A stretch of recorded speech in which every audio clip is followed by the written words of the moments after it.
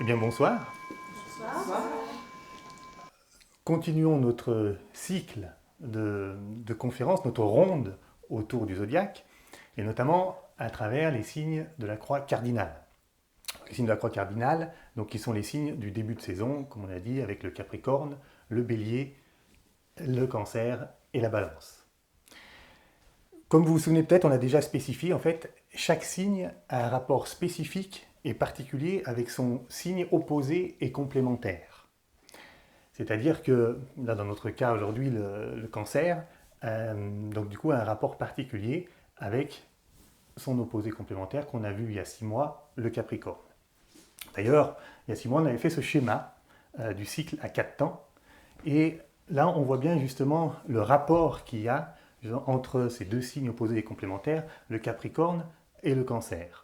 C'est-à-dire que le Capricorne, donc, qui se trouve là en début d'hiver, le 21 décembre, et puis le Cancer qui se trouve le 21 juin, donc en début d'été. Et en fait, c'était intéressant parce que c'est le 21 décembre, c'est le solstice d'hiver, et c'est le moment où la lumière du jour commence à croître jusqu'à son maximum le 21 juin, au solstice d'été. Et là, à partir du 21 juin, la lumière décroît tout doucement jusqu'à son minimum, justement, au solstice d'hiver. Donc c'est vraiment intéressant, justement, cet axe Cancer-Capricorne qui coupe, parce que quelque part, l'année en deux et divise ces deux aspects, justement, de la lumière. Et le symbole est intéressant parce que dans on a vu que c'était aussi le cycle de la vie, ou le cycle aussi de l'âme, ben, ça représentait la notion de la vie euh, hors des formes du cancer, du Capricorne jusqu'au Cancer. C'est qu'on on avait parlé la dernière fois en Capricorne qu'on l'appelait la porte de l'esprit. Il nous invitait à sortir du monde des formes et à aller de plus en plus, à se préparer à de plus en plus de lumière, à la lumière de l'âme jusqu'à la lumière de l'esprit, avec les fêtes du printemps où on captait le maximum de lumière supérieure. Et à partir du Cancer, qu'on appelle, qui est la deuxième porte du zodiaque, qu'on appelle la porte de la matière ou la porte de l'incarnation, et bien là, c'est la rentrée en forme de la vie. Donc c'est comme si ça symbolisait la vie hors forme et la vie en forme, où là justement, le maximum de lumière qu'on a perçu va pouvoir s'incarner dans les formes et se manifester l'esprit dans la matière jusqu'au plus dense. Et puis, sans cesse, un cycle de renouvellement. On retrouve le cycle de la réincarnation, c'est-à-dire que pour l'âme, au moment de la mort, c'est comme si on quittait la forme physique, on se dirigeait, on se préparait à rejoindre l'esprit, la lumière la plus pure. Là, on contacte le plan, ce qui doit être, et à partir de là, enrichi de ce qui doit être et des qualités supérieures les plus abstraites possibles, eh ben, on reprend une forme, on s'incarne dans un nouveau corps et on essaye de manifester ça de plus en plus dans la vie. Et c'est vrai que plus on descend dans la matière, plus on a tendance un peu à oublier ce qui on est fondamentalement, et du coup il y a besoin à chaque fois de ce cycle de renouvellement pour se rappeler qui on est, réincarner de cycle en cycle, l'évolution se fait et la progression évolue. Donc voilà un petit peu, donc on voit bien cette complémentarité entre justement cette porte de l'esprit ou la porte de sortie et la porte de la matière ou on va dire la porte d'entrée dans le monde des formes. Le Cancer qu'on appelle d'ailleurs aussi la mère des formes, qui donne naissance aux formes.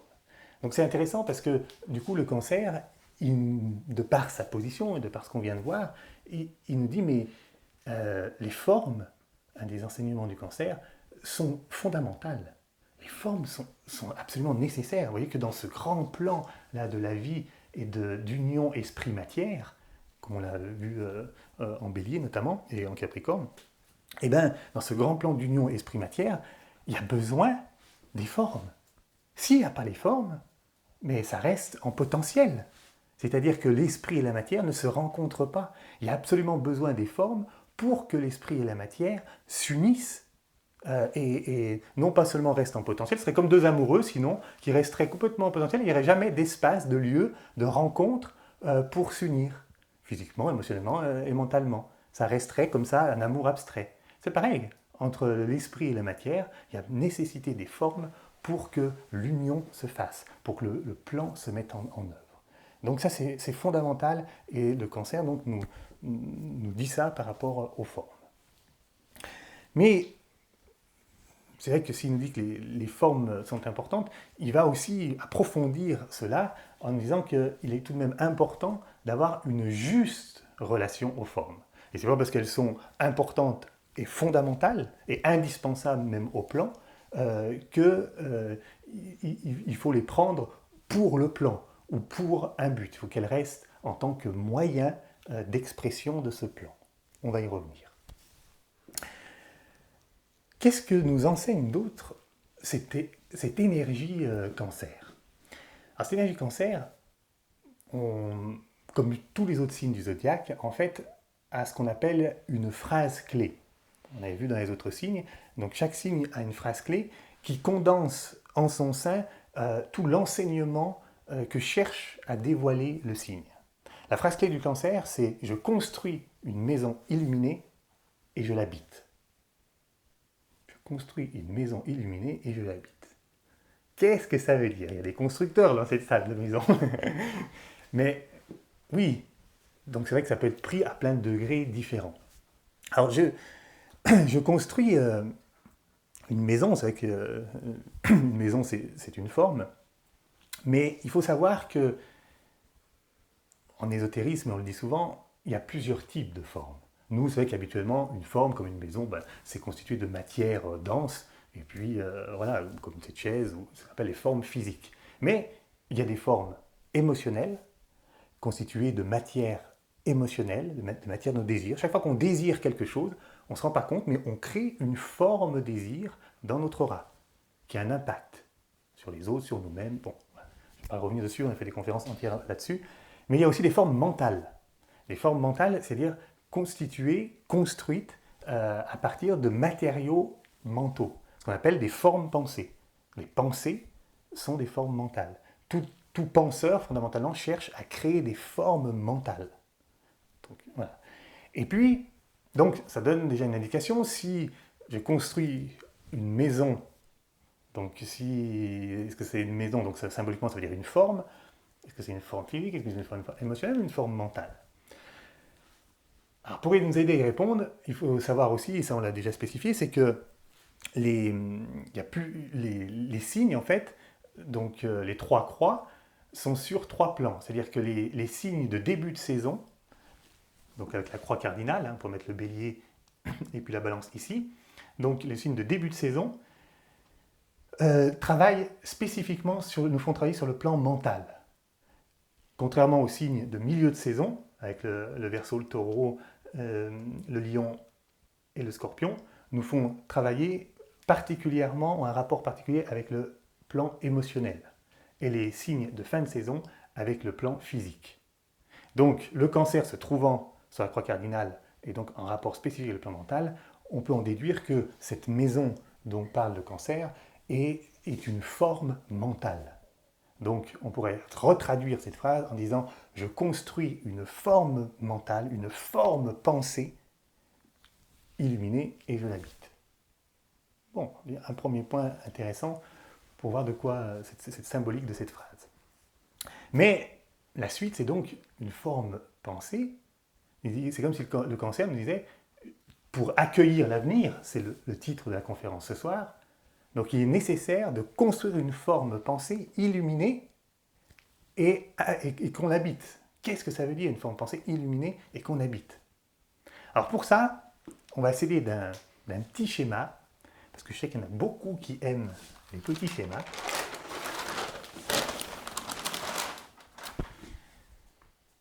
Alors, je vais essayer de le décrire parce qu'il y en a qui écoutent les conférences en audio, même si c'est vrai que dans cette conférence, j'invite à quand même bien, même ceux qui écoutent en audio, du coup, à télécharger le schéma parce qu'il est central par rapport à la conférence et éventuellement de regarder la vidéo parce que du coup, il se construit aussi petit à petit.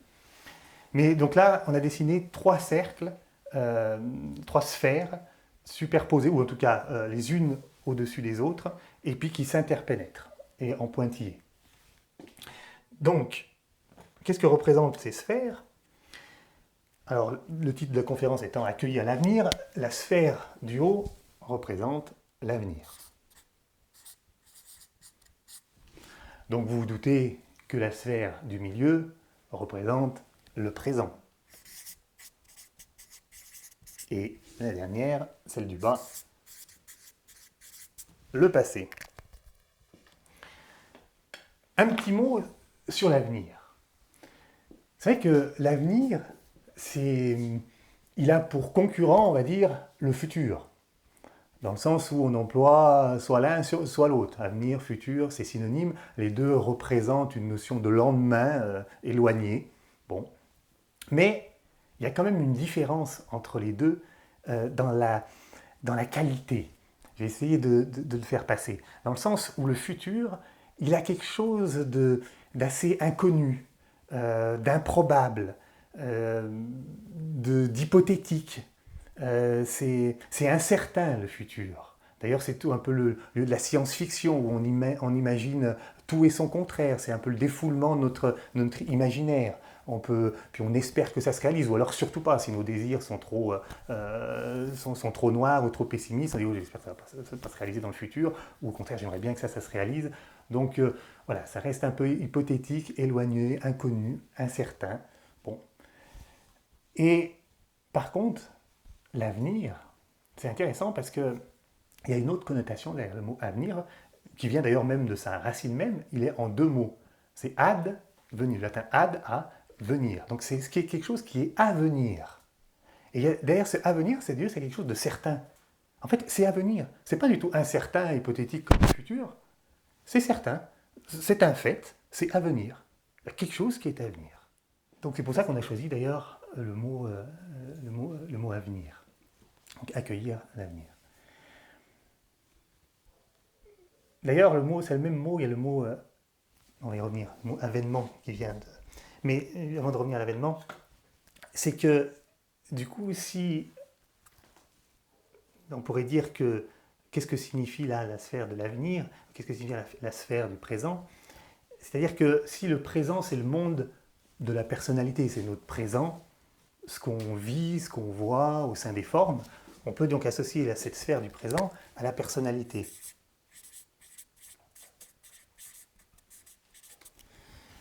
Et on peut associer du coup le mot avenir, à la sphère de l'avenir, à l'âme. Mais pourquoi l'associer à l'âme? Parce que justement, si on associe le présent à la personnalité, c'est intéressant, comme on l'a vu aussi dans les deux autres conférences, et juste là tout à l'heure au début de l'introduction, c'est que finalement, c'est le monde de l'âme, justement, qui est à venir. Ce grand plan d'amour, c'est d'amener les lois du cinquième règne, les lois de l'âme, les qualités fondamentales de l'âme, partout sur la planète, par l'intermédiaire des formes, mais c'est quand même le plan, l'hypothèse sur laquelle on se base et qu'on a pu plus ou moins ressentir par rapport à ça. Exactement comme si nous, en dehors de notre sphère du présent, il y avait une sphère supérieure qui était remplie des qualités de l'âme, remplie des lois de l'âme, qui a lieu complètement dans cette sphère de l'âme, mais qui n'est pas encore, j'allais dire, incarnée, vécue dans la sphère de la personnalité. C'est pour ça que c'est quelque chose qui est à venir. Mais comme on le disait dans le bélier, l'âme, dès le départ, elle est certaine du résultat, de la finalité. Elle sait que ça se sera. C'est un fait, c'est à venir, il n'y a pas de doute là-dessus. Après, c'est une question de temps qui rentre en jeu. Mais c'est un peu pareil qu'au niveau des lois physiques. Hein. Souvent, pour prendre la correspondance, c'est-à-dire que, par exemple, il y a des lois qui existent dans le macrocosme qui ne sont pas encore vécues, nous, dans notre sphère, dans notre présent humain. Par exemple, la loi de fusion nucléaire, elle existe au sein des étoiles.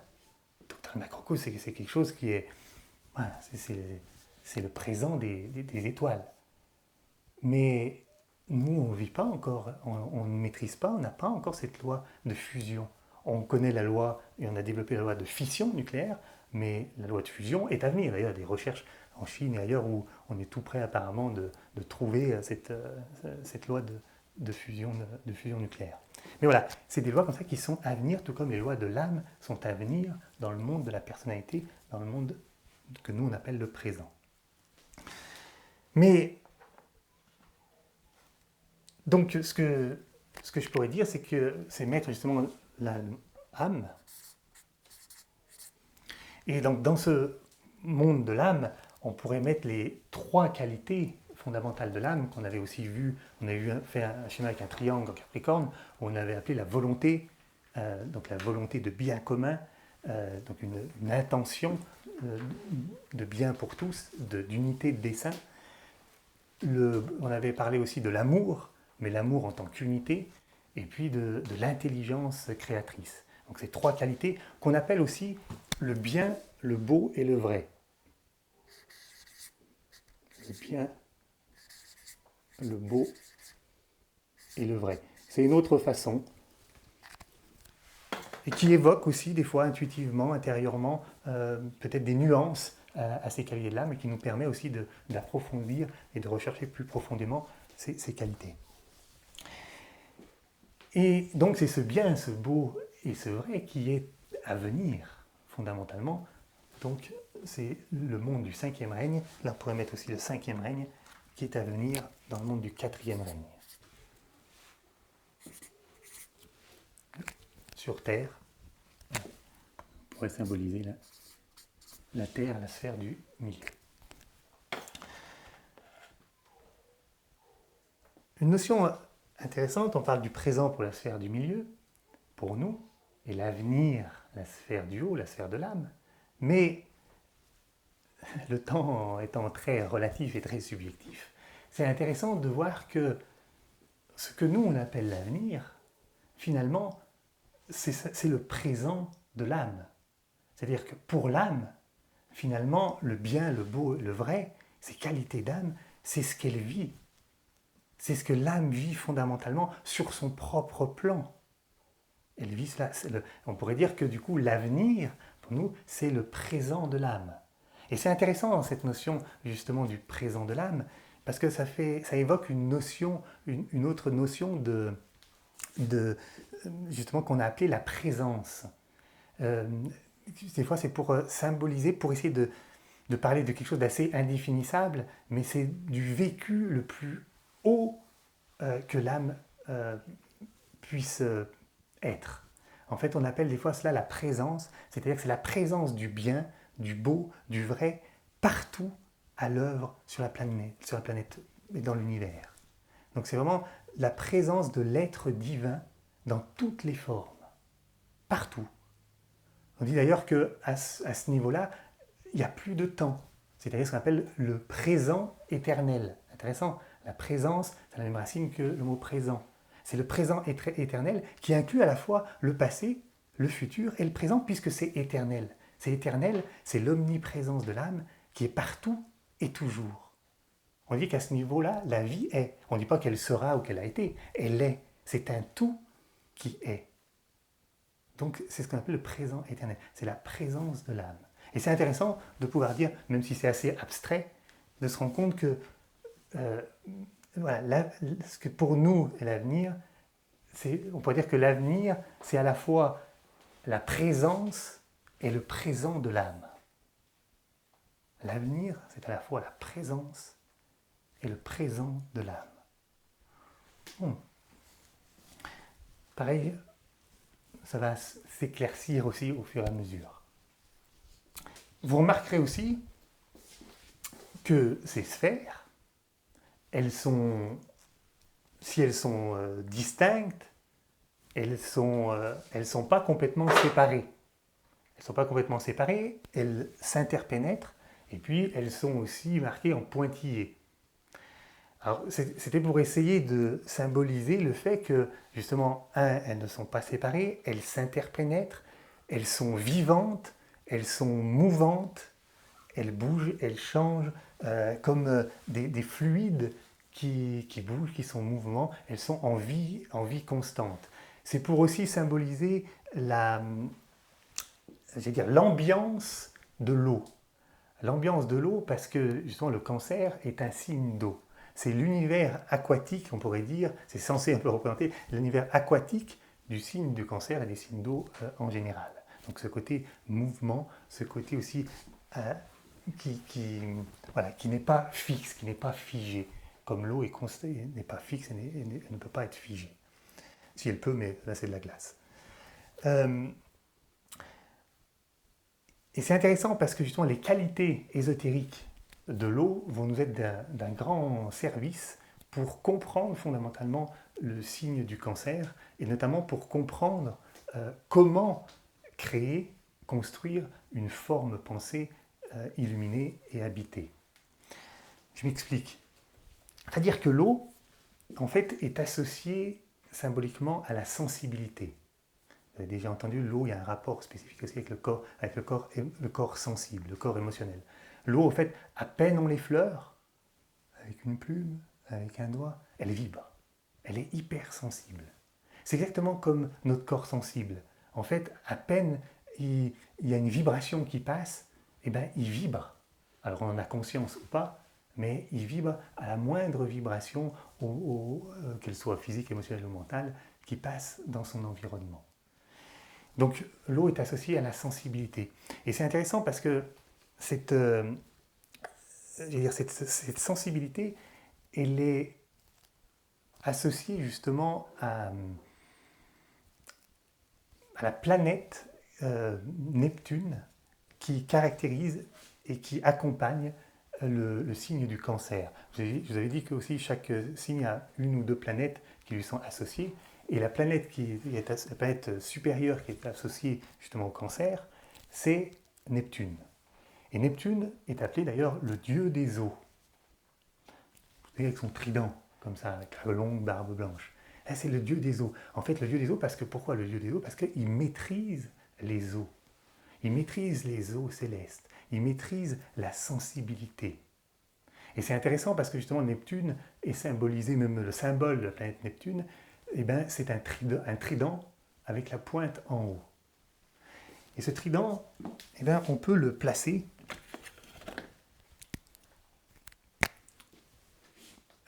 sur ce schéma. Donc avec les trois pointes fermement, j'allais dire, ancrées dans les trois qualités de l'âme, donc le bien, le beau et le vrai. Et puis, donc, le bas du trident, c'est une croix, donc qui peut être voilà, au sein là, de la sphère du milieu du présent. Donc c'est intéressant parce que ce trident comme ça, justement, qui donc symbolise la sensibilité, mais pas n'importe quelle sensibilité, justement c'est la sensibilité supérieure, justement qui symbolise finalement la sensibilité du mental supérieur qui ouvre la porte de l'intuition, qui est la suite logique et inéluctable du mental supérieur. Donc c'est intéressant, c'est-à-dire que le cancer supérieur, il a un côté très intuitif. C'est une énergie qui maîtrise complètement cette notion de sensibilité supérieure et d'intuition. Je dis qu'il maîtrise, c'est intéressant, un petit clin d'œil avec le frère Capricorne, complémentaire opposé, où on avait parlé de la maîtrise mentale, la maîtrise nécessaire du Capricorne, justement pour amener, des fois, pour maîtriser le corps émotionnel, la sensibilité, et pour amener l'amour sur la terre. Intéressant la complémentarité qu'il y a entre les deux signes. Donc avec ce dieu Neptune, donc qui est cette notion donc d'intuition.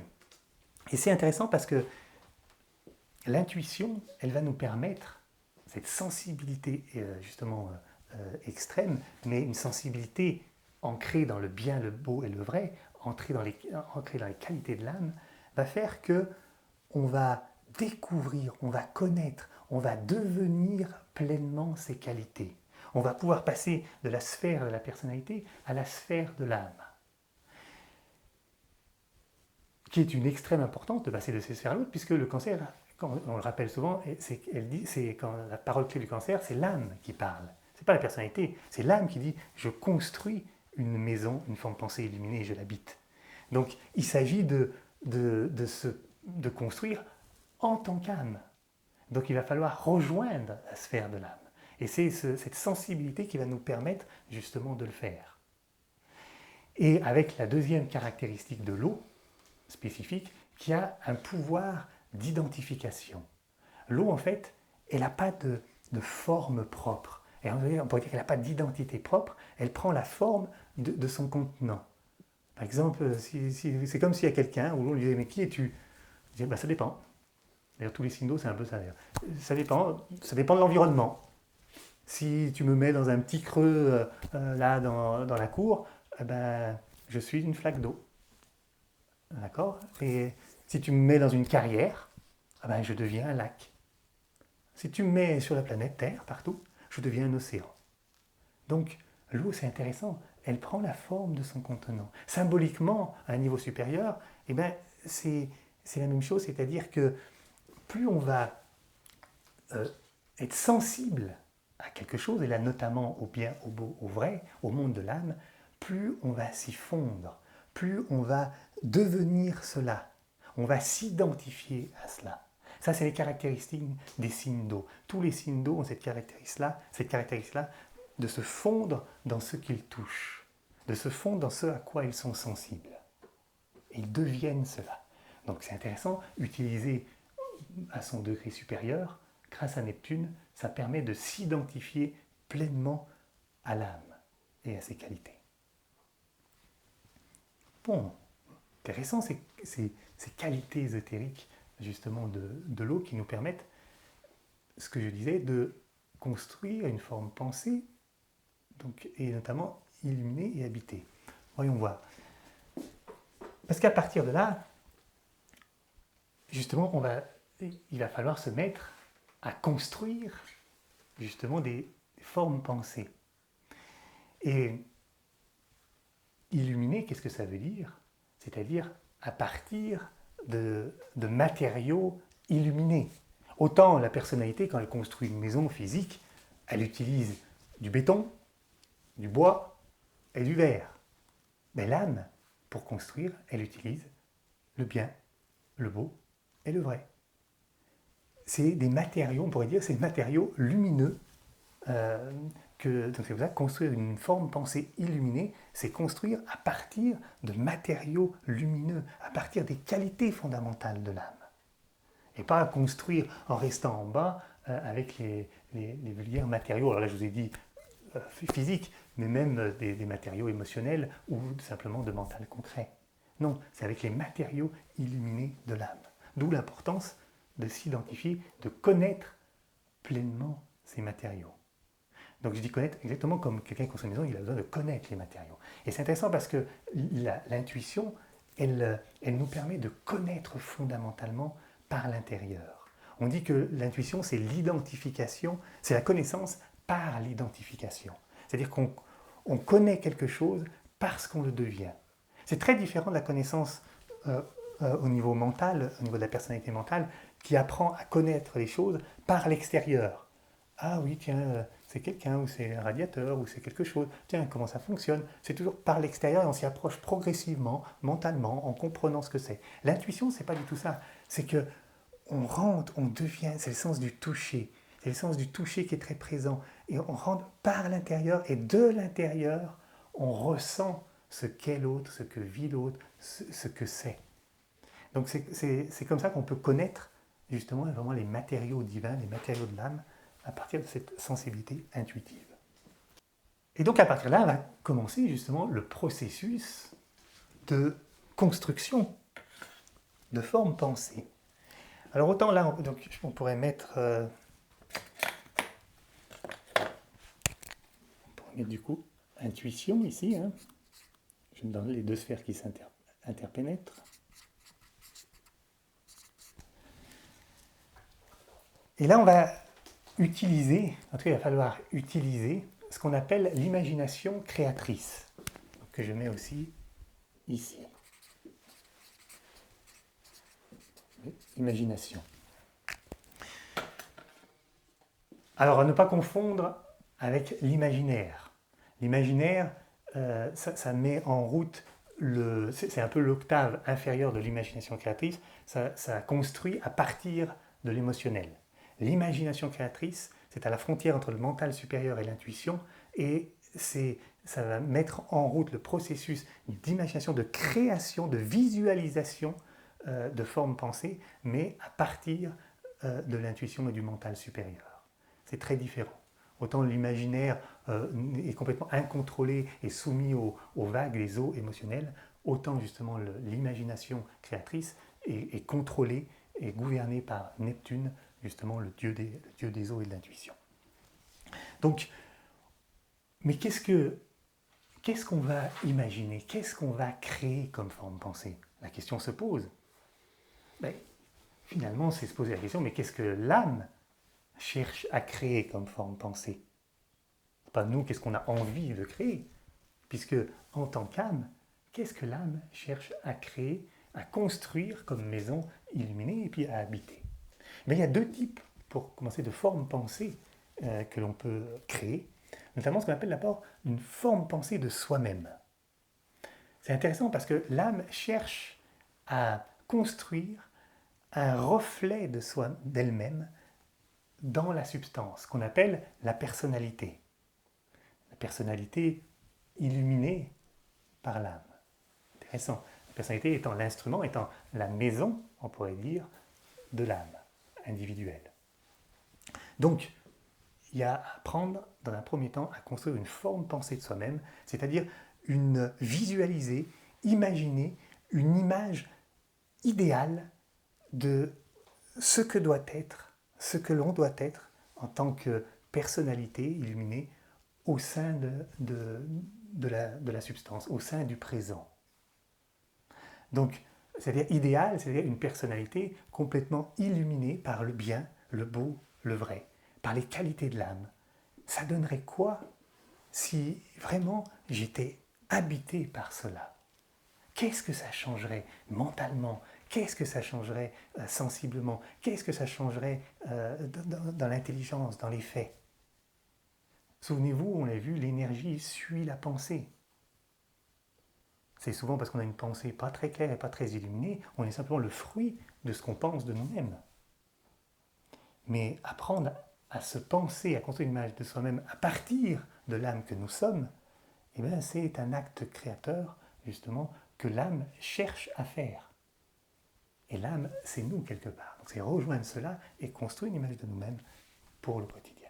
Donc ça, c'est tout un travail et qui va demander voilà, voilà, beaucoup d'imagination parce que c'est pas si évident. Ça paraît simple, comme ça, dire, bah ouais, je peux penser ce que je veux. C'est pas si évident de dire c'est pas ce que je veux, c'est à partir de l'âme et à partir de matériaux lumineux. Et vous verrez que c'est pas si simple que ça de construire une forme pensée précise, claire et en plus habitée de cela. On n'a pas vu encore ce que c'était habité. Et puis, le deuxième travail qui peut se faire, en tout cas que le cancer nous invite, les cancers nous invitent à faire, c'est construire une forme pensée de soi-même en tant qu'humanité. Soi-même en tant qu'humanité. Je vais parler là de la personnalité individuelle, mais presque la personnalité de l'humanité. L'humanité. Construire une forme pensée d'une société, d'une humanité idéale, animée de bien, de beau et de vrai, dans tous les domaines. Ben ça, c'est le travail de l'âme. L'âme, elle cherche constamment et elle s'évertue à créer une forme pensée d'elle-même et une forme en tant qu'individuelle et au niveau sociétal. Donc c'est une collaboration de ce travail de création. Bon, vaste programme. Je vous rassure, on a plusieurs vies pour s'entraîner, parce qu'au départ, c'est comme si on était des apprentis peintres ou des apprentis sculpteurs, et ben, on ne sait pas bien utiliser les matériaux, on les connaît mal, les couleurs, on prend le bleu pour le blanc, on prend en tout cas le cyan pour le violet, pour le magenta, et voilà, on n'est pas très très clair avec les qualités, avec les couleurs, et du coup ça fait souvent des patchwork dans les premières vies surtout, puis au fur et à mesure, exactement comme quand on s'entraîne, on commence à créer peut-être une image de plus en plus belle et plus vraie et plus bonne de ce que doit être justement l'âme incarnée. Bon. Voilà pour cette construction, donc pour construire une pensée illuminée. Mais il nous dit aussi habiter cette forme pensée. Qu'est-ce que ça veut dire? Eh bien, habiter, c'est vrai que ça veut dire, c'est pas construire une maison, une forme pensée vide, une coquille vide. Souvent, vous savez que le cancer, hein, ça vient de la racine, l'étymologie du crabe, ça veut dire crabe en latin, donc c'est le signe du zodiaque représenté par le crabe. Et bien, le crabe, il habite sa coquille. Certes, quand il fait sa mue, il lâche sa coquille, et là, du coup, elle est morte. Mais voilà, justement, c'est pas construire une coquille vide. Symboliquement, pour être intéressant, c'est que le mollusque et le crabe symbolisent l'être et puis la forme pensée, la maison qu'il habite. Et il nous dit donc habiter une forme pensée. Et ne pas construire une forme pensée vide. Et ça veut dire quoi? Ça veut dire une forme pensée qui ne soit pas animée de vie, animée de cœur. C'est-à-dire que l'âme, quand elle crée avec cœur, elle crée avec envie. Pourquoi? Parce que c'est un travail essentiel, c'est un travail fondamental pour l'ensemble de l'humanité et l'ensemble de la planète, ces créations de formes pensée. Donc, voilà, elle a le goût de ce qu'elle fait. Il y a une intensité, il y a un vécu, c'est ce qu'elle travaille, c'est mettre du cœur à l'ouvrage. Ben, c'est la même chose. Quand on construit une forme pensée de nous-mêmes en tant que société ou individuellement, c'est sentir intérieurement, grâce à l'imagination créatrice, sentir la vie, avoir le goût de cela, c'est-à-dire le rendre vivant, sentir que c'est plein de vie, c'est beau, c'est vrai, c'est sentir cela. Ça, c'est charger, c'est ce qu'on appelle charger, vivre une forme pensée. Ça aussi, c'est une qualité aussi du corps sensible, c'est-à-dire que si c'est, on va dire, purement mental, voire intellectuel, bon ben voilà, ça doit être ça, ça, ça, ça. Ouais, très bien, mais ta coque, elle est vide. Vis-le, c'est rendre vivant, c'est avoir vraiment le goût de cela. Donc apprenons à vivre les formes pensées, à les habiter pleinement. C'est là qu'on peut dire que justement, accueillir l'avenir, donc accueillir l'avenir, c'est rendre vivant la présence de l'âme au sein du présent de la personnalité. C'est vraiment faire vivre l'avenir au présent.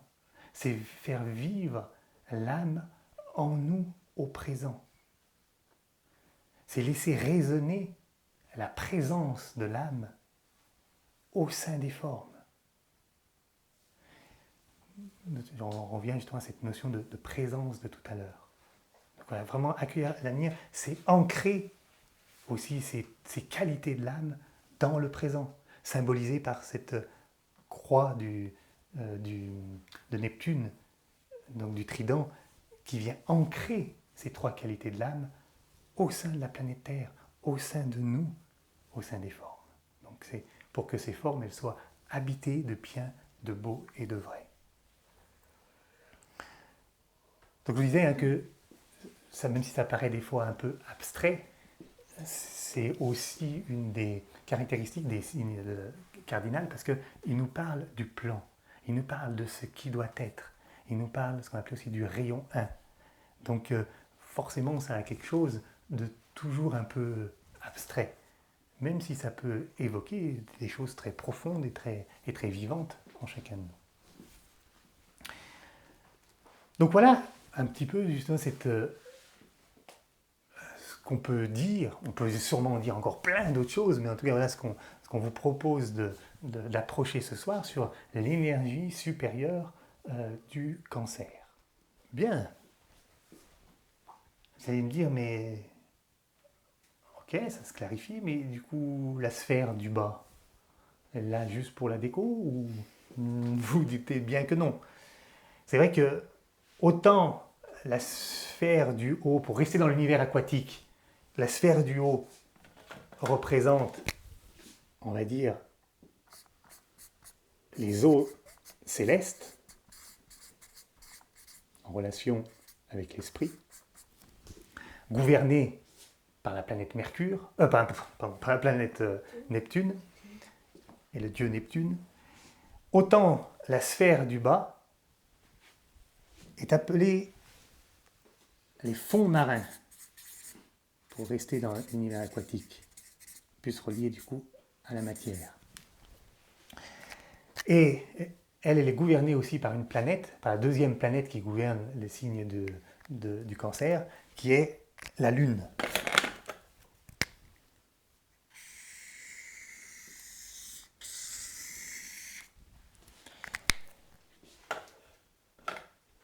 Et c'est intéressant parce que ésotériquement, en astrologie ésotérique, la Lune, en fait, correspond au passé et aux trois corps. D'ailleurs, là, je pourrais mettre donc, la Lune avec le passé, les trois corps. Là où, dans un thème astral, le Soleil, lui, est plus associé à la personnalité. À la personnalité et au présent. Et l'ascendant, à l'avenir et au but de l'âme. Je vous parle ça de l'astrologie ésotérique. Et c'est intéressant parce qu'il y a un point commun entre la Lune et les fonds marins. Il y a des analogies très communes, c'est-à-dire que on pourrait dire que les deux n'ont pas de lumière. Vous savez que dans les fonds marins, c'est les ténèbres, c'est sombre, on n'y voit vraiment rien. Et la Lune, on dit ben non, la Lune c'est bien lumineux. Non, la Lune en elle-même, elle n'est pas lumineuse puisque c'est simplement le reflet du Soleil. Et pourquoi elle n'a pas de lumière? Parce que justement, on sait que c'est un astre qui est mort. C'est l'ancien corps d'une planète et dont l'âme est partie. Et du coup, là, c'est un corps qui se décompose. Exactement comme nous, le jour où on meurt, notre corps se décompose et on voit bien qu'on n'a pas de lumière propre. Quand l'âme n'est plus là, le corps en lui-même, il perd sa qualité de radiance qu'on peut se voir chacun les uns les autres. Là, c'est pareil, la Lune, elle perd cette qualité de radiance parce que c'est simplement le corps d'une ancienne planète, donc qui est en train de se décomposer. Et l'analogie intéressante avec les fonds marins, parce que qu'est-ce qu'on trouve dans les fonds marins?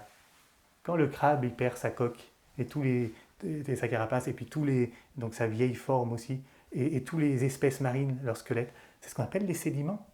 Les sédiments qui viennent se décomposer, mourir progressivement dans le fond de l'océan. Donc c'est intéressant l'analogie qui est entre la Lune et ses fonds marins.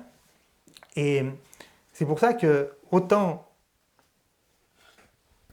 ces sédiments, c'est ce que veut les vieilles formes, et comme la Lune représente du coup les vieilles formes. Je pourrais mettre sédiments ou vieilles formes. Et autant justement la sphère supérieure c'était relié à l'intuition et à l'imagination créatrice, autant le cancer inférieur est beaucoup plus relié à la mémoire des vieilles formes et aux instincts. Aux instincts je n'ai pas pour surchanger, mais aux instincts de conservation, de vouloir conserver les vieilles formes. Donc on va mettre la vieille forme et puis le côté un peu sombre, on va y revenir. Donc où il n'y a pas de lumière. Parce que, en fait, le cancer, que ce soit supérieur, évolué ou involué, il garde sa notion de sensibilité. C'est un signe d'eau. Donc il est sensible quoi qu'il en soit. Mais cette sensibilité, justement, autant elle est maîtrisée et orientée et ancrée dans les valeurs de l'âme au niveau supérieur, autant la sensibilité, elle peut être justement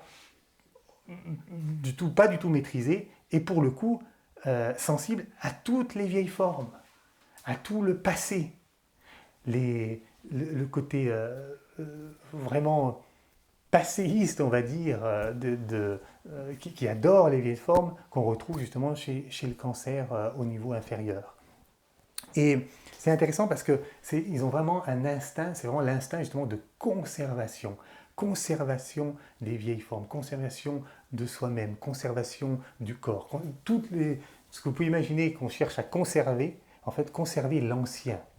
C'est des conservateurs nés, quelque part, dans leur déformation. Et c'est intéressant parce que, je rappelle toujours quand je dis les cancers pour donner ce côté-là, mais quelque part, on est tous, quelque part, chaque fois que nous-mêmes, on cherche à conserver le passé et on est sensible à l'ancien, c'est-à-dire qu'on cherche à faire, non pas vivre l'avenir au présent, mais chaque fois qu'on cherche à revivre le passé au présent.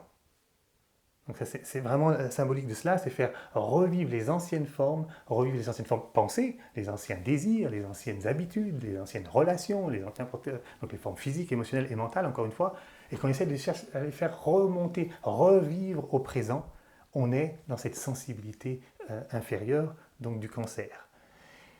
Et à ce titre-là, on est tous des cancers, qu'on soit cancer ou pas. Parce que je vous rappelle, ça c'est des grands principes universels qui nous concernent tous. Même si, en effet, si on a des signes d'eau ou des signes d'énergie un peu cancer ou capricorne, dans son côté opposé, on peut avoir cet instinct de conservation, de cristallisation très, très fort.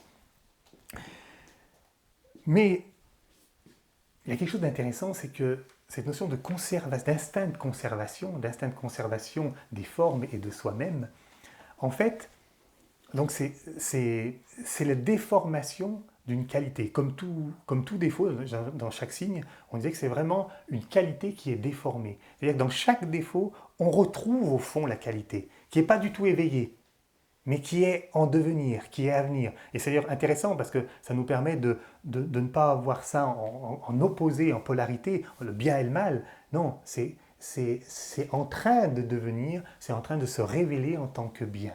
C'est la matière qui est en train de se révéler en tant qu'esprit, mais tant qu'elle n'est pas encore révélée en tant qu'esprit, eh ben, elle reste un défaut. Et là, cette conservation de soi-même, la qualité qu'il y a derrière, c'est l'immortalité. Exactement, je prends une analogie, vous comprendrez peut-être mieux, qu'on avait vu dans la conférence du taureau sur le désir. Le taureau, vous savez que c'est le signe du désir et la transmutation du désir. On avait vu combien le désir, en fait, c'était nostalgie de l'unité. C'est-à-dire qu'on cherchait toujours à avoir des formes, à avoir, à accumuler des formes, parce que ça nous recréait une sorte de sentiment d'union avec ces formes d'unité. On avait le sentiment éphémère de revivre l'unité perdue de l'âme. C'est pour ça qu'on a cet instinct de vouloir toujours avoir.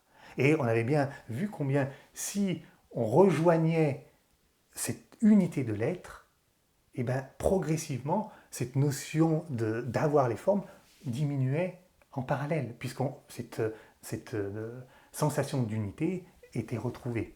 Et bien c'est la même chose avec la notion de la conservation de soi par l'intermédiaire de la conservation des formes. En fait, derrière, il y a cette nostalgie de l'immortalité. C'est-à-dire que lorsque je cherche à me conserver, que ce soit le corps physique ou que ce soit d'autres formes, avec le summum quand on cherche justement à faire conserver l'immortalité du corps physique, hein, il y a des études qui mettent des milliards là-dedans, hein, dans la société, et ben, mais même dans toutes les vieilles formes qu'on cherchait à conserver, il y a derrière cet instinct d'immortalité, c'est-à-dire que si on arrive à les maintenir, c'est qu'elles sont immortelles. Et c'est que nous-mêmes, nous sommes immortels, puisque, je dis avec cette capacité de l'eau, on s'identifie à ces formes. On s'identifie tellement à ces formes, on devient cela, comme en haut on s'identifiait au bien, au beau et au vrai, et on s'identifie tellement à ces formes qu'on ne peut pas les lâcher. Ça serait un peu la mort si on les lâchait, la mort de nous-mêmes. Donc on les conserve. C'est comme si on essaie de transcender la mort en gardant ces formes. On essaie d'atteindre l'immortalité en gardant toutes ces formes-là. Mais non, et ce qui est intéressant, exactement comme au taureau, c'est de passer par la porte de la conscience. Plus on va être sensible à l'être, à l'âme que nous sommes, qui est réellement immortelle, l'âme que nous sommes, même quand il y a la mort du corps physique, elle continue son chemin, elle reprend une autre forme, et ainsi de suite, de vie en vie, l'âme est immortelle. Plus on réalisera ça, plus on s'identifiera à ça, ben, on n'aura plus du tout besoin de conserver les anciennes formes. Naturellement, une fois qu'elles auront fait leur temps, elles sont fondamentales et importantes pour un travail particulier, pour faire évoluer la conscience, mais une fois qu'elles l'ont fait, on pourra les lâcher sans problème. Parce que le problème, c'est que le vouloir conserver toutes les anciennes formes, eh ben, on fait revivre le passé au présent, et en attendant, on ne fait pas advenir le présent de l'âme au présent. Toute notre énergie, nos pensées, est orientée vers le passé. Et pour donner des exemples pour, illustrer cela aussi bien dans son côté déformation que transformation, on peut citer plusieurs points très intéressants. Et notamment, je parlais dans la conservation, toute la notion des traditions. Ce côté de vouloir maintenir les traditions. Le passé, les valeurs du passé, les valeurs du tradition. Et même, on peut se reconnaître, peut-être à un certain temps où on en connaît d'autres, mais tout ce qui est les rituels chaque année, que ce soit les cousinades, que ce soit les anciens amis de lycée, tous les ans, par rituel, on se voit depuis 20 ans, les mêmes copains, alors qu'on n'a plus rien à se dire. Mais bon, si, on peut parler du passé. On fait ressurgir le passé, comme on n'a rien à se dire en présent. Ben, tu te souviens qu'on était avec eux. Et on fait ressurgir comme ça, on fait remonter le passé. Mais pareil dans les fêtes de famille. La famille, hein, c'est un côté cancer. Pour les cancers, la famille, c'est sacré. Il n'y a que ça de vrai. Mais même, c'est des dictons qu'on entend souvent, où on ritualise, que ce soit à Noël, que ce soit les fêtes des ci, les fêtes de ça, où on y va par obligation ou par tradition, justement. Mais est-ce qu'il y a est-ce qu'il y a vraiment un sens, est-ce qu'il y a vraiment un goût, alors pour des cancers inférieurs, oui, il y a le goût de faire ressurgir le passé, mais fondamentalement, c'est intéressant de dire que tout ce qu'on disait, la famille c'est sacré, il n'y a que ça. C'est vrai que c'est une vieille forme pensée, et il faut comprendre combien elle était sûrement vraie tout un temps dans le passé. Souvenez-vous ou imaginez combien, à l'époque, le clan c'était la famille, et la famille c'était le clan. Et c'était notre lieu de survie. C'est-à-dire que les liens profonds avec les autres êtres humains n'existaient pas. Donc du coup, notre lieu de survie, c'était la famille. Donc là, oui, c'était sacré, et il y avait que ça de vrai. Mais maintenant, c'est complètement passéiste, ça. Il s'agit de renouveler ça. Maintenant, justement, et il y a heureusement des passeurs d'avenir et plein de gens qui s'y attellent, et là on retrouve beaucoup plus le côté supérieur du cancer, c'est de faire advenir le présent de l'âme qui est ce lien de cœur.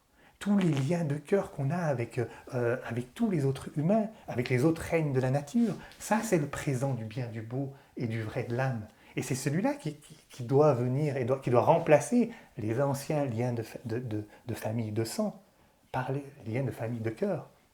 Et il y a plein de personnes qui s'y attellent pleinement. Je vous invite à regarder, on mettra le lien sous la vidéo, d'une initiative citoyenne qui a eu lieu là, en ce moment, euh, de rassembler justement des intellectuels, des économistes, philosophes, politiques de plein de domaines très différents, et pour créer ce qu'ils ont appelé le Parlement du lien, le Parlement des liens. Et c'est vraiment énorme parce qu'ils vont créer des formes pensées, pour le coup, novatrices, complètement à venir, qui ne sont pas du tout encore là, et comment repenser justement notre société à partir des liens complètement inspirés des valeurs d'unité, des valeurs de fraternité, même interrègne. Et c'est intéressant, on mettra aussi un interview d'Abdenour Bidar, qui est un philosophe très aussi inspiré, et qui disait, à partir de réflexions abstraites, on arrivait aussi à imaginer, avec l'imagination créatrice, des choses presque impensables dans le présent. Ça, c'est le cancer supérieur. En disant, mais pourquoi on ne repenserait pas le droit des animaux à l'égal des droits des humains, notamment dans l'insémination artificielle. C'est intéressant pour l'insémination artificielle des animaux, recueillir leur consentement comme on recueille le consentement des humains. Alors ça paraît un peu loufoque, dit comme ça, hein, pour dire comment on va... C'est vrai qu'on peut en rire, mais c'est parce qu'on est toujours sensible au niveau des formes. Mais si on regarde au niveau du fond, mais c'est tout à fait possible. C'est-à-dire que c'est pas par la parole qu'on peut forcément recueillir le consentement. Quand vous avez un chat, un chien, vous savez bien, si vous êtes attentif, si vous êtes sensible, si vous êtes intuitif, sentir s'il a envie ou pas d'une caresse. Ça se perçoit. Il y a même et ça aussi c'est l'avenir, il y a même des humains, je vous invite à aller voir Anna Evans, qui est une scientifique et vétérinaire, qui a développé l'intuition tellement elle se sent en unité, en amour avec le règne animal, et qui justement communique la communication intuitive avec les animaux. Et en attendant que ça puisse venir en masse, et c'est l'avenir, eh ben, il y a plein de personnes suffisamment sensibles qui aiment les animaux et qui peuvent savoir si oui ou non ils ont envie de participer à ça ou pas. Et si c'est le moment ou pas. Et c'est très intéressant. Donc, encore si on est sensible juste au niveau des formes, on trouve ça loufoque. Parce qu'on comprend, si on pousse dans le fond, mais tout à fait. Et ça sera même l'avenir, cette communication comme ça interrègne, par des liens justement de sang. Et c'est intéressant parce que ce parlement des liens, ils vont chercher à le ritualiser, non pas une fête de famille, mais vraiment une fête rituelle de liens de cœur pour penser l'avenir. Voilà un exemple justement en cours. Et je parlais de tradition, mais c'est pareil, la notion de conservation des vieilles formes, les brocantes, les collections. Alors ça, ils adorent les cancers, les brocantes, les collections, les vieux trucs, les vieilles fermes, les vieux monuments, les photos. Les photos, c'est typique. Photos de famille. Ah, puis c'est marrant parce que les photos, regardez comme c'est intéressant, ça nous fige. Les photos, en fait, il n'y a aucune photo du présent, une photo, c'est toujours l'avenir, c'est toujours le passé. Et puis ce côté souvenir, oh oui, tu regardes une photo, tu te souviens comme c'était bien, tu te souviens que, oh, comme on était beau, et tu te souviens que, oh, on était ensemble, oh, c'était le bon vieux temps, souvenir, souvenir. Mais ouais, mais en plus c'est intéressant la racine souvenir, subvenir, qui vient du dessous. C'est l'inverse de l'avenir, qui vient du haut. Et c'est intéressant parce que on accroche ça sur notre frigo avec les enfants, tout ça, comme on était avant. C'est comme si c'était des courants qui venaient des fonds marins qui refont surgir le passé dans le présent. Chaque fois qu'on est là, et bon, il n'y a pas à juger, mais à observer combien c'est un état de faire ressurgir le passé dans le présent. Et je crois que c'est, à mon avis, une bande de cancers qui ont invité le souvenir en commun, qu'on appelle la commémoration. Donc c'est ensemble, hein, mémoration, souvenir en commun. Alors, ça c'est le pompon, hein, là c'est l'artillerie lourde. On a vraiment, je ne sais pas si vous avez vu déjà à la télé, on sort les habits militaires, ou même les armes, les chars, les drapeaux, la Marseillaise. Il y a même des commémorations où on rejoue les scènes de bataille. Donc on refait surgir, on met toutes les conditions pour refaire surgir dans le présent le passé. Alors ça paraît marrant comme ça, mais quelque part, on ne se rend pas compte combien ça réactive tous ces souvenirs, et souvent les souvenirs de guerre, les souvenirs de nationaux qui commencent à être passés par rapport à ce beau et cette unité qui cherche à venir. C'est une notion aussi des fois de remonter les notions belliqueuses par rapport à une autre nation, les plaies qui commençaient à cicatriser, mais qui ne peuvent pas cicatriser parce que chaque année on y remet une couche, puis on se souvient combien le grand-père a souffert en prison, torturé par tel... Bon, tous des trucs... Alors oui, ça peut être intéressant momentanément de voir les erreurs qu'on a faites pour ne pas les reproduire, mais de là en faire des rituels qui nous empêchent de passer à autre chose, ah là, c'est autre chose. Et pourquoi on n'utiliserait pas notre temps, dit le cancer supérieur, notre énergie, à commémorer notre unité à venir, plutôt que notre passé belliqueux et séparatiste? Pourquoi qu'on n'appellerait pas du coup des commémorations? Ou alors c'est une sorte de mémoire de ce qu'on est fondamentalement avant, ce serait ça l'essence même de la commémoration, mais qu'on pourrait appeler la co-intuition, des groupes de personnes de différents pays qui transcendent complètement les frontières nationales et qui se rassemblent régulièrement, rythmiquement, rituellement pour invoquer, pour penser un avenir commun et faire naître cet avenir au présent. Ça, c'est des entreprises que le cancer supérieur cherche à nous faire advenir. Et c'est en cours. On en parlait en verso l'année dernière dans la conférence, ce qu'on appelle le nouveau groupe des serviteurs du monde. Mais c'est des gens comme vous et moi, de toutes les nations, qui intérieurement se regroupent et ensemble, co-intuitivement, en méditation, en période de pleine lune, invoquent ces qualités de bien, de beau et de vrai, et cherchent à penser l'avenir, à penser le présent à partir de là, et puis le mettre en œuvre dans leur quotidien, dans leurs relations, cette présence de l'âme. Et oui, un jour, ça s'extériorisera. On n'appellera pas ça le G7 ou le G1, on aura peut-être le G195 pour les 195 pays du monde, alors peut-être pas par les chefs d'État, mais par les citoyens qui sont sensibles à ces qualités de vrai, de beau et de bien, et qui penseront justement cet avenir, qui co-intuitionneront cet avenir-là. Mais c'est déjà en cours. L'ONU, c'est une tentative, une prémisse de l'extériorisation. C'est complètement, ça transcende les frontières, c'est international. C'est des membres de pays qui mettent en œuvre, qui cherchent à mettre en œuvre la bonne volonté mondiale dans tout ce qu'ils entreprennent, inspirés par la qualité de bien commun.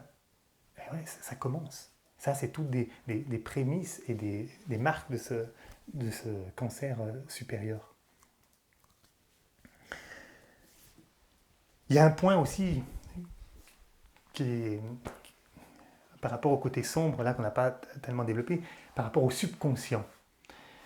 En fait, les fonds marins et la Lune sont très associés justement au passé et au côté subconscient. L'eau, hein, d'ailleurs en général, la mémoire, l'eau c'est très relié à l'inconscient collectif, les égrégores collectifs. Et notamment le côté ténébreux de l'eau et le côté ténébreux du subconscient, en fait, c'est tous les mémoires vécues, mais pas très claires, plutôt sombres, de l'humanité, de nous-mêmes dans notre passé, dans cette vie-là ou dans d'autres vies, ou de l'humanité dans le passé. En fait, ça réveille le côté lunaire, le côté des fonds marins, tous les monstres marins qu'il y a en nous, tous les vieux démons. Je veux dire, on a tous vécu un passif en tant qu'humain, de violence extrême, on a tous tué, on a tous été tués, on a tous violé, on a tous été violés en tant que femme, en tant qu'homme, avec toutes les vies qu'on a eues. On a eu des peurs absolument énormes. Et ça, c'est tout dans le subconscient des fonds marins. C'est tout logé dans ce subconscient. Et justement, le cancer et tous les signes d'eau ont une tendance, du coup, si la sensibilité n'est pas maîtrisée, à laisser remonter des fois ces vagues, ces monstres marins à la surface, au présent, et peuvent être complètement submergés par des accès de haine, des accès de jalousie, des accès de peur, de colère absolument dévastatrices, comme les fonds marins, les tsunamis qui peuvent arriver. Et ça, c'est typique aussi du côté, c'est comme si c'était des médiums presque inconscients de tous ces forces-là. Autant là, le côté supérieur, c'est médium, beaucoup plus des forces plutôt lumineuses. Et c'est intéressant parce que le problème, c'est que si on construit, on commence à prendre des décisions à partir de là, eh ben, c'est catastrophique pour soi-même, pour son intégrité, pour ceux des autres, que ce soit un couple, un pays. Et il y a encore des manifestations très fortes de cela en nous-mêmes aussi. Chaque fois qu'on se laisse envahir, et des fois on se dit, d'où ça vient ça? Ça vient de l'égrégore collectif de notre passif. Mais un jour, et de plus en plus, et c'est comment c'est en cours, on éduquera les enfants très jeunes à faire la différence entre justement le subconscient, donc que je mets dans la sphère subconscient, dans la sphère du passé, avec ce qu'on appelle le conscient, qui est la sphère du présent, ce dont on est conscient maintenant, et puis le supraconscient. Donc le conscient supérieur qui correspond, supra-supérieur, qui correspond justement au monde de l'âme, au monde lumineux. Et on apprendra aux enfants justement à faire la différence entre ces sphères-là, et notamment le supraconscient et l'infraconscient, et d'orienter, de leur faire sentir cette sensibilité à l'une et à l'autre, avec les conséquences que ça a, les effets que ça a pour eux, dans leur entourage, et ils apprendront très tôt justement à maîtriser leur sensibilité vers de plus en plus le supraconscient, en laissant l'infraconscient se sédimenter progressivement jusqu'à s'évanouir. Et si c'est fait collectivement, ben, on avance et l'avenir adviendra beaucoup plus rapidement. Mais pour ça, il faut que l'immobilisme qui est encore en masse dans la psychologie de masse puisse, l'immobilisme c'est un mot aussi très cancer inférieur, donc conservatisme, puisse se déliter un peu. Parce qu'au niveau de la psychologie actuelle, qu'est-ce qu'on fait au niveau des problèmes? On regarde le passé, on regarde les parents, on regarde tes douleurs l'ancien, on regarde beaucoup l'infraconscient, le subconscient. Et d'ailleurs, on dénigre complètement la notion de l'âme. Dans la psychologie de masse, l'âme c'est tabou. Dans les enseignements de la psychologie, d'ailleurs, Jung a très peu été enseigné, ça a été Freud, tous les passés, les traumatismes sexuels, machin, tout ça, mais parce que on considère avant tout l'humain comme étant un malade potentiel et qu'il faut simplement arriver à le maintenir en santé, à le maintenir à la surface. Le jour où on renouvellera justement notre perception de l'humain en le considérant avant tout comme une âme et qui cherche à se révéler et l'aider à se révéler, là ça va changer complètement la psychologie. Et là, ça va vraiment amener des moyens de guérison absolument extraordinaires par rapport à ça. Mais pour ça, il faut accepter, faire la différence entre le supra et l'infraconscient, alors que la psychologie mélange complètement dans un grand sac qu'on appelle l'inconscient. Mais on ne fait pas du tout la différence entre le supra et l'infra. Donc pour ça, c'est accepter, et là, c'est un renouvellement nécessaire aussi dans le domaine de la psychologie. Attention, ne me fais pas dire ce que je n'ai pas dit. Je n'ai pas dit que la psychologie n'était pas importante, et on lui doit énormément. Autant cette façon de faire a énormément servi dans le passé, parce qu'elle a permis de se connaître, notamment de connaître les trois corps, de se connaître dans nos trois corps, et notamment aussi dans notre personnalité. Et on lui doit beaucoup par rapport à ça. Mais maintenant, il serait peut-être temps qu'elle se renouvelle. Il serait peut-être temps qu'elle s'inspire du cancer supérieur et qu'elle arrête son immobilisme et qu'elle s'ouvre à l'âme, qu'elle s'ouvre à l'aspect âme supérieure et que ça ne soit plus tabou. Et là, elle aura accès à des remèdes de guérison psychologique inestimés, sous-estimés et qui sont à venir. Et il y en a déjà qui s'y attellent, hein. Plein de psychologues parallèles qui cherchent dans ce domaine-là. Il faut aussi le reconnaître. Mais comme le cancer est très associé à la conscience de masse et au mouvement de masse, c'est important aussi de penser le cancer supérieur comme mouvement de masse. C'est important qu'il y ait des petits groupements qui cherchent, mais c'est aussi important de sentir les mouvements de masse et où ça en est, dans quel sens ça va et où c'est à venir. Je vous parle d'immobilisme, ça aussi, hein, c'est vraiment un côté, je disais cancer, qu'on retrouve dans alors en nous-mêmes, tout ce qu'on ne veut pas renouveler dans notre façon de voir, parce que dans cette psychologie, c'est le reflet toujours de ce monde extérieur, c'est le reflet de notre monde intérieur. Si nous-mêmes, on ne se considère pas comme des âmes qui sommes en train de se révéler, et qu'on se considère comme des pauvres corps physiques qui cherchons un peu de lumière au sein de l'âme ou à se maintenir en santé, on participe à l'immobilisme de la psychologie. Donc à nous-mêmes d'incarner cet avenir, si on veut que ça change. Mais cet immobilisme, il se retrouve dans plein d'autres domaines de la société, qui est encore une fois le reflet de notre intériorité, notamment par exemple en économie. On le voit dans les crises, on nous resserre toujours les mêmes solutions aux problèmes.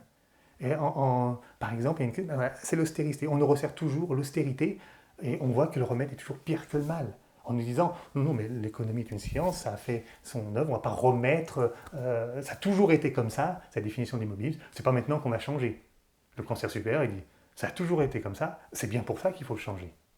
Et du coup, il y a des passeurs d'avenir, des nouveaux économistes qui disent, mais on peut faire complètement, voyons grand, voyons autrement le monde, voyons à partir du bien, du beau, du vrai, du collectif, annulons les dettes, pensons au revenu universel, investissement dans un plan de relance financé complètement par la Banque centrale, qui n'a pas du tout de créanciers, et du coup, ça gênerait personne. Il y a plein d'idées nouvelles qui sont aussi en cours, mais on sent aussi de l'autre côté la cristallisation, le conservatisme des vieilles formes qui cherchent à maintenir le passé dans le présent. Donc à nous aussi d'appuyer, d'être à l'écoute, d'être sensible à ces nouveaux courants qui arrivent et de les mettre en valeur. Je ne vous parle pas de ce courant magnifique, inspiré du beau, de l'égalité fondamentale entre les êtres, qui se traduit par l'égalité homme-femme, qu'on voit de plus en plus arriver dans notre société. Et on voit tout le côté cristallisation de certaines institutions qui rechignent et disent non, la tradition, les femmes restent à leur place, ça se passait bien comme ça, on ne va pas changer maintenant. Dans l'Église, c'est absolument énorme. Les femmes ne peuvent pas être ordonnées prêtres. Pourquoi ? Parce que, étant tellement sensibles à l'aspect forme de l'enseignement du Christ, que le Christ, ayant pris un corps physique, il fallait bien qu'il en prenne un masculin, comme les prêtres sont censés, lors des sacrements, représenter le Christ, il faut que ce soit un corps masculin. Les femmes ne peuvent pas être prêtres dans le catholicisme. Mais c'est être juste sensible à l'aspect forme. Si on était sensible à l'aspect conscience des choses, on verrait dans l'avènement du Christ le côté avènement le Christ représente les qualités de bien, de beau et de vrai. Et du coup, son enseignement, c'est que tout humain peut incarner cela. C'est l'amour fondamental du Christ. Si du coup qu'on soit homme, femme, noir, blanc, peu importe, petit, grand, mais l'important, c'est si on est en sensibilité, si on vit ses valeurs, si on est en accord avec ça, eh bien on peut très bien prendre cette fonction-là. Il suffit d'être sensible un peu plus au fond qu'à la forme. Tant qu'on reste sensible à la forme, et vous imaginez les conséquences depuis des siècles juste de cette sensibilité aux formes. Et là, je prends qu'un exemple comme ça, mais ce serait intéressant de regarder, il y en a plein d'autres. Pourquoi pas imaginer, et ça c'est très facile, mais une femme papesse, surtout pas, monseigneur. Ben, aucun problème. Bon, un jour, dans la nuit, elle n'aura même plus du tout de religion. Donc, ça ne se pourra pas, mais elle va venir un peu. Bon, et d'ailleurs, même là, il y a des mouvements qui sont créés dans certains diocèses et tout ça, de mouvements internationaux d'ordination universelle des femmes qui discutent de ces sujets-là, qui les remettent en question, qui essaient de renouveler les pensées. Donc on sent que c'est en cours et on voit bien que c'est un avenir certain. C'est intéressant parce que plus on est au niveau de l'âme, plus l'avenir, c'est pas la science-fiction du futur où on imagine à partir de notre émotionnel, de notre envie, de nos peurs, de nos fantasmes. Non, on sent ce courant des eaux célestes qui est en train d'avenir, qui est en train de venir. On le sent arriver à droite, à gauche, et à partir de là, on peut vraiment prévoir. On l'avait vu dans le Bélier, justement, en tant qu'arbre, on prévoit, on voit avant que ça arrive. C'est ça l'avenir. C'est plus de la science-fiction qui est simplement la reproduction du passé ou du présent qu'on imagine dans le futur, parce que sauf avec des petits vaisseaux spatiaux, des trucs comme ça, des bonhommes verts. Non, c'est vraiment à partir du monde de l'âme, la conscience-fiction de voir ce qui va être. C'est la vision claire est une qualité fondamentale de l'âme, inspirée par la croix cardinale qui nous parle beaucoup de ces qualités-là. Et le dernier point qu'on voulait vous présenter, c'est la notion, ce que je disais au début de la conférence, si les formes sont importantes et sont absolument indispensables, il faut qu'elles restent un moyen pour faire évoluer la conscience. Et non pas utiliser les formes comme un but. Contrairement à là, autant là, elles deviennent un moyen pour faire arriver le bien, le beau et le vrai, et faire évoluer la conscience, et une fois qu'elles sont terminées, on en change. Mais exactement comme le crabe qui fait sa mue, une fois qu'il a suffisamment grandi dans sa coque, il lâche sa carapace, et puis il en construit une autre, naturellement, et il n'a aucun problème à s'extirper de sa carapace. Donc c'est vraiment un symbole de cet renouvellement, de cette régénération. Par contre, le cancer inférieur, donc il reste accroché, parce que pour lui, la forme est un but. La forme n'est pas un moyen, est un but en soi-même. Par exemple, ça donne, en tant que comportement psychologique, chaque fois que une importance exagérée sur le monde des formes. En fait, le cancer inférieur, c'est chaque fois que on passe tout notre temps, notre énergie dans notre maison, sur notre corps physique. Ça aussi, c'est les deux formes. La maison, c'est notre carapace, c'est-à-dire c'est notre lieu d'habitation. Je construis une maison illuminée, donc au niveau inférieur, c'est le côté maison physique. Mais notre corps, en tant qu'âme, c'est aussi une des premières maisons, c'est celui-là. Donc, chez les cancers, le corps physique et la maison et la famille sont très très importantes. Et c'est de conserver absolument ça comme étant un but. Donc si c'est un but, eh bien, on va y passer tout notre temps, on va focaliser dessus, on va la choyer, on va l'entretenir, on va donner une importance exagérée à cela. Mais pourquoi ? Le cancer supérieur me dit, mais quel est le sens ? Alors des fois, en fin de vie, on commence à s'interroger, dit, j'ai passé ma vie à faire ma maison. J'ai passé ma vie à entretenir mon corps. Et pourquoi ? Est-ce que c'était, au lieu d'utiliser la maison comme un moyen, absolument indispensable, entretenir un minimum, mais peut-être un moyen d'être simplement pour pouvoir être dans la société et puis faire ce qu'on a à faire. Mais en étant comme ça polarisé énormément sur la vie formelle, on peut passer complètement à côté de notre vie d'âme, de ce qu'on a à faire en tant qu'âme. Et c'est vrai que de plus en plus de gens s'interrogent en disant, mais surtout dans cette société où on est arrivé au summum de l'importance des formes comme étant un but, que ce soit le couple, que ce soit le travail, que ce soit, je disais, la maison, que ce soit des relations, mais quel sens a cela ? Et d'ailleurs, même avec la crise du Covid, on est en train de remettre en question aussi le sens de nos sociétés, de pourquoi on fait les choses, pourquoi on va au boulot, à quoi ça sert, est-ce que c'est intelligent par rapport à la société, quel type de travail, que ce soit un moyen de faire évoluer les consciences, que ce soit un moyen, est-ce qu'on ne peut pas repenser cela? Pourquoi on se met en couple? C'est donc pour faire des enfants? Est-ce que c'est pour pas être seul? Est-ce qu'il ne peut pas avoir un sens supérieur du couple? Pourquoi on pourrait reposer les questions de sens à tout et à toutes les formes que l'on habite. Et ce qui est intéressant, c'est que les jeunes, actuellement, euh, ne, commencent vraiment à se poser cette question du sens. Les jeunes qui sont vraiment le symbole de l'avenir, même si on peut avoir un corps physique âgé, mais intérieurement être jeune, si on est tourné vers l'avenir, et ben, c'est tous ces jeunes qui, par exemple, les marches pour le climat, qui se refusent à se tuer au travail pour avoir aucun sens. Des fois, au grand malheur des parents, qui disent mais tu vas quand même pas cracher dans la soupe, mon fils. Euh, non, je vais pas cracher dans la soupe, mais j'ai pas envie de m'y noyer non plus. Puis d'ailleurs, j'ai même pas envie de soupe. C'est pas de ça que j'ai besoin. Et c'est pas de ça que le monde a besoin. J'ai envie d'autre chose. Je sais que c'est autre chose qui doit être. Et les jeunes commencent à affirmer un nouveau sens, même si c'est pas encore tout à fait clair, mais ils ont l'intuition que c'est autre chose qui doit être. Alors, ça passe par des crises, ça passe par des difficultés, mais ce refus aussi de, par exemple, de la propriété privée, ou de la voiture personnelle, qui est le symbole de l'individualisme, ils perçoivent que non, il y a quelque chose de collectif qui doit plus être incarné et qui refusent naturellement cela parce qu'ils sont naturellement tournés vers cet avenir. Et ça, c'est vraiment intéressant de sentir, on entend, dire, ce déferlement des eaux célestes qui est en train d'arriver à travers ça. C'est énorme. Et on n'imagine pas tous les changements que ça va amener. C'est absolument énorme. Et c'est pour ça qu'au sein de l'âme, on peut débrider notre imagination créative pour commencer à voir grand, pour accompagner ce déferlement des eaux neptuniennes. Et en avoir le goût parce que c'est beau, c'est bien et c'est bon pour tous. C'est ça qui est intéressant. Et du coup, même on pourrait s'imaginer dans quelques vies, quand on se retrouvera, puis quand on éduquera nos enfants, et puis on se retournera, puis on dit, ben tu vois, au XXIe siècle, ben, tu sais quoi, les gens, ils se croyaient séparés.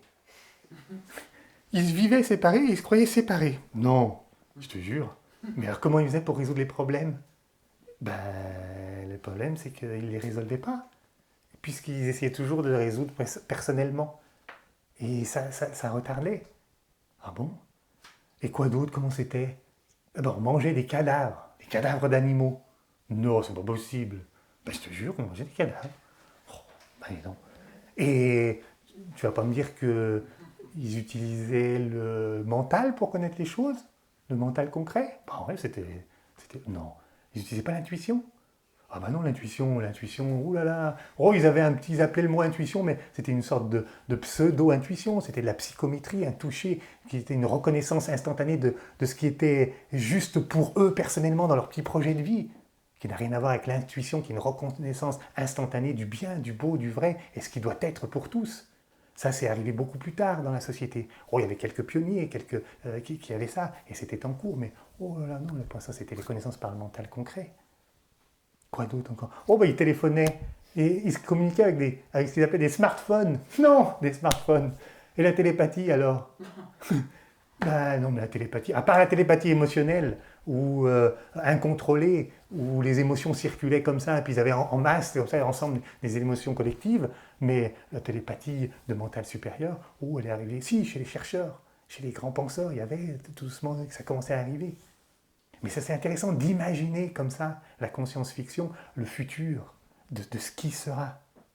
Mais c'est un fait, c'est évident puisque c'est le présent de l'âme. L'âme se vit en unité, n'est pas séparée, vit télépathiquement, il y a une communication, c'est une intelligence collective, voilà, et se nourrit de lumière, se nourrit de beauté, de vrai.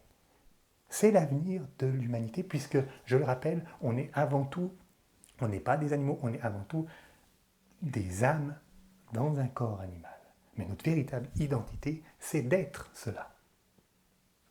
Donc c'est vraiment, pour conclure, l'enseignement donc, de ce cancer qui est d'amener cette présence et ce présent de l'âme au quotidien, par l'intermédiaire justement de ce côté intuitif, de ce côté sensible, orienté. Et c'est intéressant parce que je vous parlais de l'axe Cancer-Capricorne, on avait vu 3 qualités et qui viennent se compléter dans le Cancer et dans le Capricorne. Je ne vais pas du tout le détailler, mais je vous dis juste les mots. On avait parlé de la maîtrise mentale, je ne sais pas si vous vous souvenez dans le Capricorne, et c'est intéressant parce que je vous dis que l'intuition, c'est la suite logique du mental supérieur.